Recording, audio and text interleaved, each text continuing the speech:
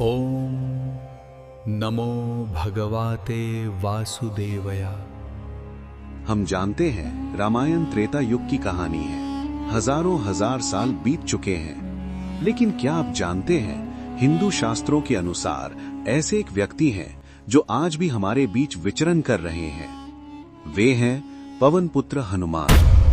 दोस्तों, आज के इस वीडियो में हम चर्चा करेंगे कलयुग में हनुमान जी की उपस्थिति को लेकर, भक्तों के विश्वास और अलग अलग समय पर मिले तथा कथित प्रमाण।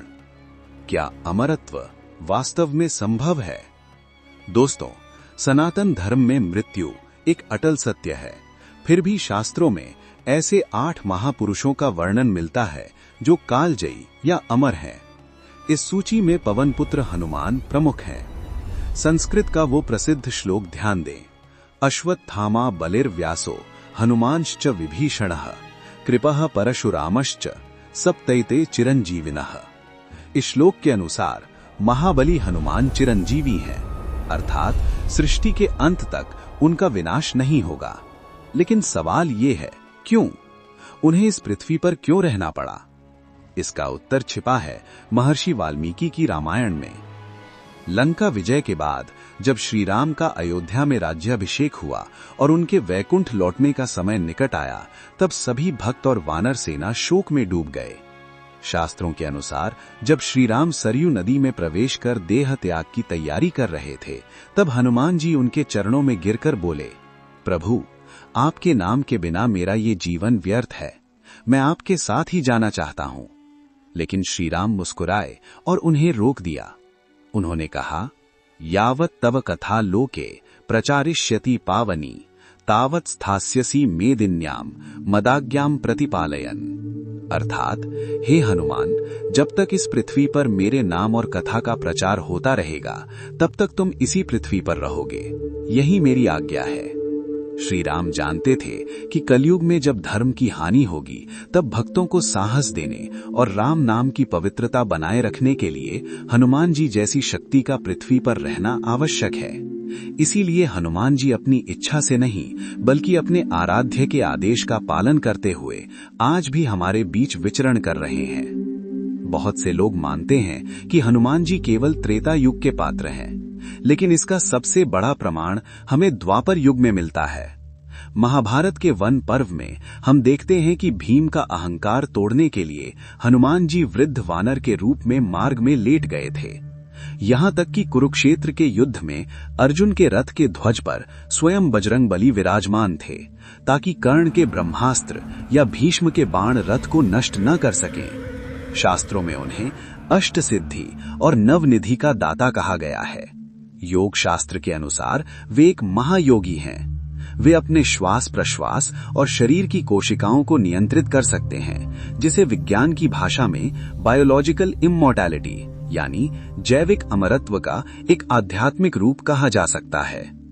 इसीलिए भक्तों का विश्वास है, जहां भी भक्ति से राम कीर्तन होता है, वहां किसी न किसी रूप में हनुमान जी उपस्थित रहते हैं। वे कोई काल्पनिक कथा नहीं है, वे एक जीवंत विश्वास है। अब बात करते हैं दूसरे पहलू की। विज्ञान के इस युग में एक आधुनिक व्यक्ति के मन में ये सवाल उठना स्वाभाविक है कि क्या कोई शारीरिक अस्तित्व हजारों साल तक जीवित रह सकता है? एक संशयवादी के अनुसार अमरत्व का विचार जैविक रूप से असंभव है।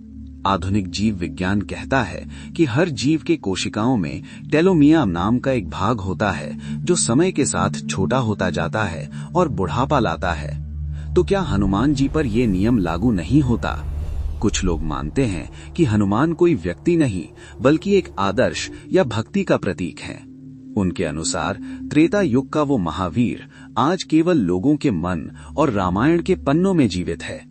संशयवादी ये भी कहते हैं कि हनुमान जी को चिरंजीवी रूपक अर्थ में कहा गया है, अर्थात जब तक श्री राम का आदर्श रहेगा, तब तक हनुमान की भक्ति भी बनी रहेगी।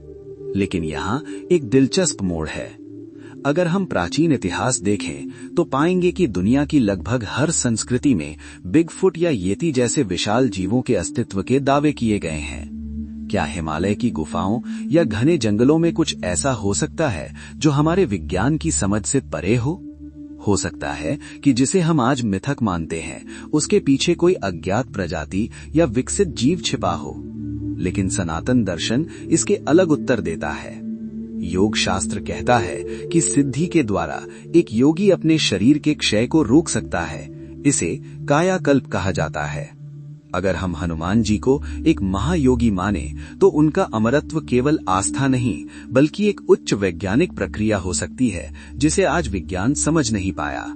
इसीलिए संदेह के बावजूद दुनिया भर में फैले ऐसे रहस्य हमें सोचने पर मजबूर करते हैं कि क्या सच में कोई हमें देख रहा है। दोस्तों, अब आते हैं उस हिस्से पर जिसे सुनकर आपके रोंगटे खड़े हो सकते हैं। श्रीलंका के घने जंगलों में रहने वाली मातंग नाम की जनजाति का दावा है कि वे आज भी हनुमान जी से बात करते हैं। कहा जाता है कि हर 40 वर्ष में हनुमान जी उन्हें दर्शन देते हैं। आखिरी बार 2014 में उनका आगमन बताया गया और अगला 2055 में होगा। सवाल ये है, ये लोग सालों से एक ही बात क्यों कह रहे हैं? क्या ये केवल कल्पना है? केवल श्रीलंका ही नहीं, हिमालय में भी ऐसे प्रमाण मिले हैं। माकालू बेस कैंप के पास लगभग 32 इंच लंबे और 15 इंच चौड़े पैरों के निशान पाए गए। कुछ लोग इसे यति कहते हैं, लेकिन भक्त इसे हनुमान जी का पदचिन्ह मानते हैं, क्योंकि शास्त्र कहते हैं कि वे अपने शरीर का आकार बदल सकते हैं। गंधमादन पर्वत के पास भी साधु कहते हैं कि उन्होंने एक दिव्य वानर रूपी सत्ता को ध्यान में देखा है। भारत के कुछ मंदिरों में भी अजीब घटनाएं होती हैं, जैसे वाराणसी का संकट मोचन मंदिर या कर्नाटक का हम्पी। कई लोग कहते हैं कि रात में राम नाम के समय एक विशाल छाया दिखाई देती है। कभी कभी एक अजनबी वृद्ध आता है और अचानक गायब हो जाता है। क्या ये सब संयोग है या हम किसी शक्ति को नजरअंदाज कर रहे हैं? दोस्तों, अब थोड़ा गहराई में चलते हैं। शास्त्र कहते हैं कि कलयुग अधर्म का युग है और इस समय हनुमान जी जागृत देवता हैं। वे केवल शरीर नहीं बल्कि प्राण शक्ति हैं। जब भी कोई भक्त संकट में उन्हें याद करता है, उसे एक अद्भुत शक्ति मिलती है। यही उनकी उपस्थिति है। इसीलिए हनुमान जी जीवित हैं या नहीं, इसका उत्तर बाहर नहीं, आपके अंदर है। दोस्तों, आज हमने शास्त्र, विज्ञान और रहस्य सब देखा, लेकिन अंत में हनुमान जी केवल एक पात्र नहीं बल्कि एक जीवंत विश्वास है। वीडियो खत्म करने से पहले एक सवाल, क्या आपके जीवन में कोई ऐसा अनुभव हुआ है? कमेंट में जरूर बताएं। वीडियो पसंद आए तो लाइक करें, शेयर करें और सब्सक्राइब करना ना भूलें। प्रेम से बोलो, जय श्री राम।